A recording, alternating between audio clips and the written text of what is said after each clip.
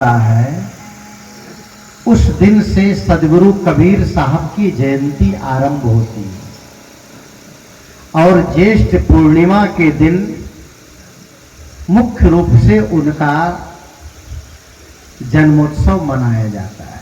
पूरे देश में, पूरी दुनिया में ज्येष्ठ पूर्णिमा के दिन ही सदगुरु कबीर साहब लहर तारा तालाब काशी में तालाब के किनारे नीरू और नीमा को मिले थे। अब ये मैं किंवदंती और कथा नहीं कहूंगा कि नीरू नीमा कौन थे और उनको अचानक कैसे मिल गए। इसकी कहानी आप लोग कल सुन चुके हैं, जो लोग यहां होंगे कल। लेकिन ज्येष्ठ पूर्णिमा के दिन तालाब के किनारे कमल फूल के उस आड़ में बच्चा रो रहा था और नीरू नीमा जो मुस्लिम दंपति थे और कुछ ही साल पहले हिंदू से इस्लाम को अपनाए थे। हिंदू से, चूंकि पुराने शासक जो हमारे देश में तुर्क शासक हुए थे हिंदुस्तान में, भारत में, चूंकि भारत का क्षेत्र बहुत बृहत्तर था। अभी भारत जम्मू से लेके कश्मीर से कन्याकुमारी तक है, लेकिन उस समय का भारत में अफगानिस्तान भी था, उस समय के भारत में पाकिस्तान भी था, उस समय के भारत में तुर्किस्तान भी था, उज्बेकिस्तान भी था, बांग्लादेश तो बहुत बाद में बना। ये बंगाल का एक क्षेत्र था, बहुत विशाल भारत था और बृहत्तर भारत पर जब इस्लाम शासन करते थे तो जो बहुत ही तुर्क मिजाजी होते थे वो हिंदुओं को मुसलमान बनाते थे। एक हाथ में तलवार रहती थी और दूसरे हाथ में कुरान शरीफ रहता था। वो कट्टर शासक जो इस्लाम का होता था वो कहता था या तो तुम कबूल कर लो कि मैं मुसलमान बन जाऊंगा, कुरान को स्वीकार लो, या नहीं तो तलवार से तेरा गला काट दिया जाएगा। और काट दिया जाता था।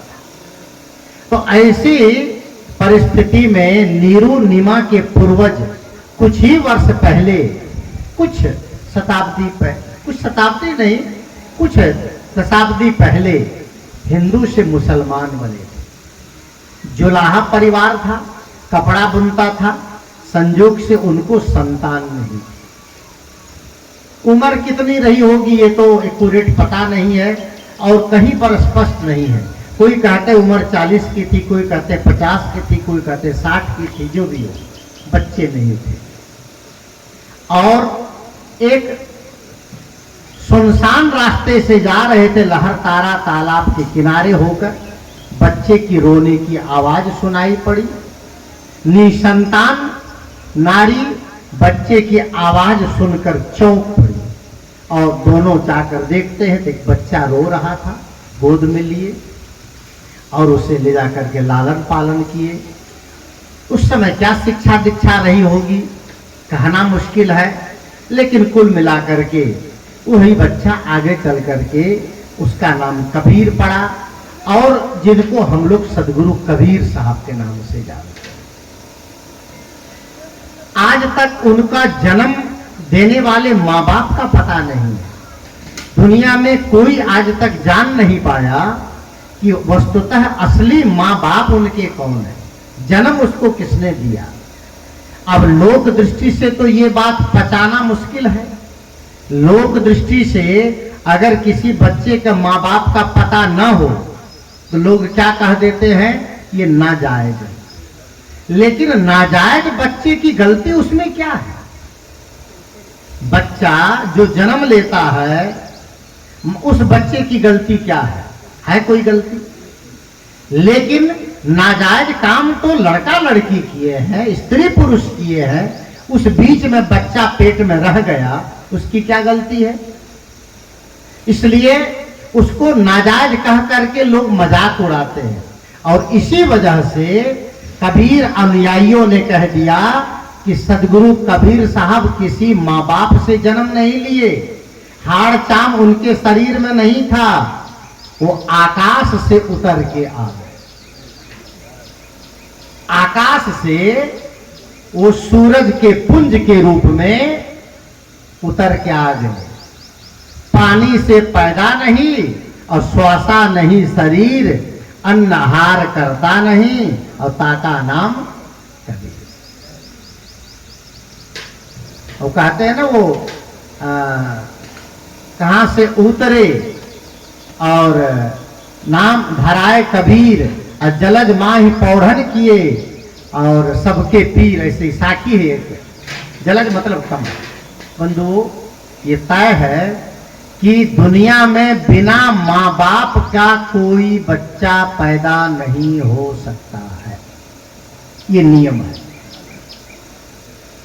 और कबीर साहब के बारे में ये कहा जाता है कि वो आकाश से पैदा हो गए। आकाश से होगा नहीं हो सकता। यहां तक कि आपके खेत में मक्का बोए हैं, मक्का, और कोई कहे मक्के के उस पौधे में गेहूं की बाली निकल गई तो मानेंगे आप? वो प्रकृति का नियम नहीं है, वो प्रकृति नहीं है, नियम के विरुद्ध बात है ये। अच्छा, कोई कह दे आपको कि भैंस के पेट से बकरी का बच्चा हुआ है, मानेंगे? होगा बकरी का बच्चा भैंस के पेट से? बकरी का बच्चा बकरी के पेट से होगा और भैंस का बच्चा भैंस के पेट से होगा। हाँ, ये हो सकता है कि कटहल के पेड़ में आम भी फलते हैं। अगर कटहल में कलम करके आम के पौधे लगाए जाएं तो नीचे कटहल रहेगा, तना उसका, ऊपर आम रहेगा, तो नीचे से उसको कनेक्शन रहेगा तो आम फल सकता है। लेकिन ये भी है कि नीचे कटहल है तो कटहल लटक जाएगा और ऊपर में आम फल जाएगा। ये आजकल विज्ञान है, ऐसा होता है। कटहल का जहां तक पौधा है वहां तक कटहल फलेगा, उसके ऊपर जुड़ने के बाद उधर आम फलेगा, ऐसा होगा। लेकिन मनुष्य का बच्चा ऐसा नहीं होगा। ये आजकल जो आप लोग ये देखते हैं, हमारे देवी देवताओं पर कटाक्ष करना लोग मानते हैं। गणेश जी क्या है? गणेश जी यहां से यहां तक सारा मनुष्य है और गले के ऊपर क्या है? बोलिए तो आप लोग। गले के ऊपर हाथी है ना, तो आपको क्या लगता है ये सही बात है? ऐसा भी इंसान हो सकता है? ये बात समझ में नहीं आएगी। तो आपको एक कहानी सुना दूं, समझ जाएंगे। एक स्टेशन मास्टर, सुने होंगे कहानी तो याद कीजिए। एक स्टेशन मास्टर रेलवे में रोज घर से रेलवे स्टेशन जाते थे, टिकट काटते थे, वहां सबको टिकट देते थे।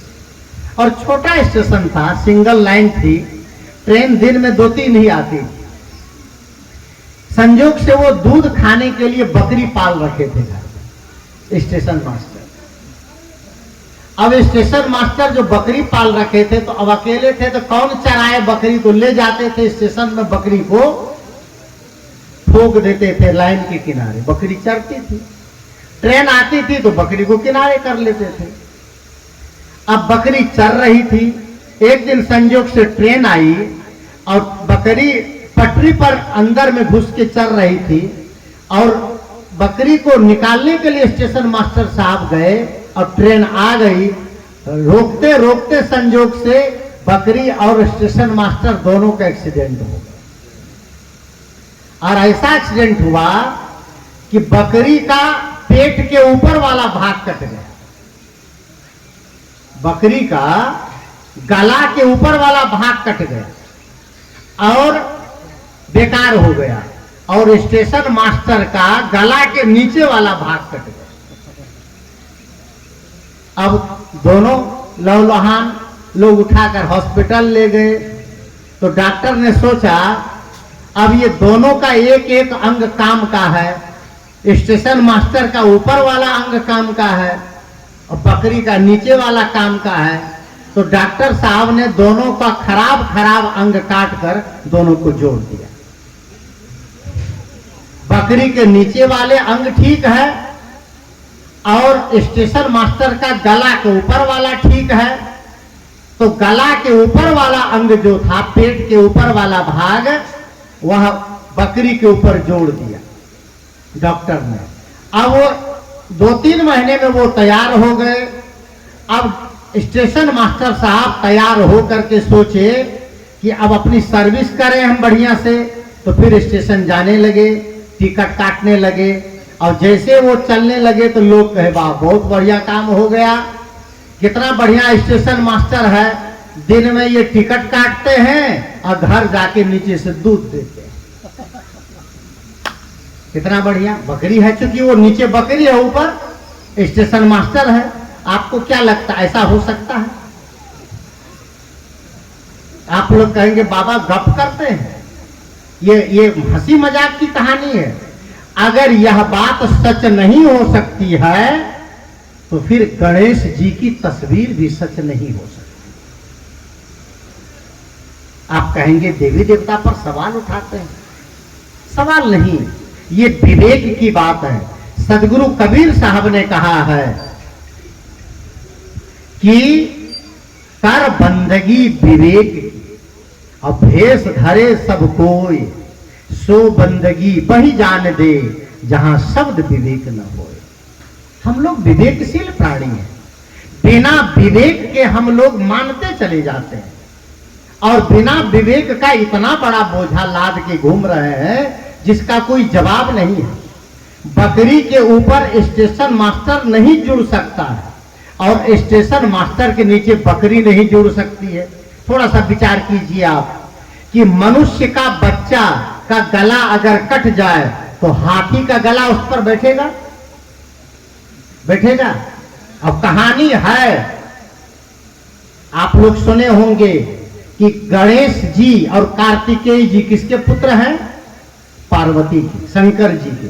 दोनों पुत्र उनके माने जाते हैं, लेकिन किसी कारण से गणेश जी जो उनके पुत्र थे उनके साथ ज्यादती हुई और उसका सिर कट गया। तो कहा गया कि उनके सिर को जोड़ने के लिए जंगल से हाथी का सिर लाया गया और जोड़ दिया गया। अगर हाथी और इंसान को जोड़ा जा सकता है तो बकरी और इंसान को क्यों नहीं जोड़ा जा सकता है? लेकिन ये कहानी है, ये काव्य है, ये मजा लेने देने के लिए है। हमारे यहाँ इतने देवी देवता हैं, ये किसी देवी देवता का आंख नाक कान हाथ पैर सब मनुष्य के समान नहीं है। आप देखिए काली मंदिर जहां होता है, देखिए काली मंदिर का चेहरा इंसान जैसा है। काली का चेहरा देख लीजिए आप ठीक से गौर करके। गणेश जी को देख लीजिए। आप दुर्गा को देखिए तो कितने हाथ हैं। ये सब प्रतीक है। अगर नारी होगी तो सोचिए उसके 2 ही हाथ होंगे।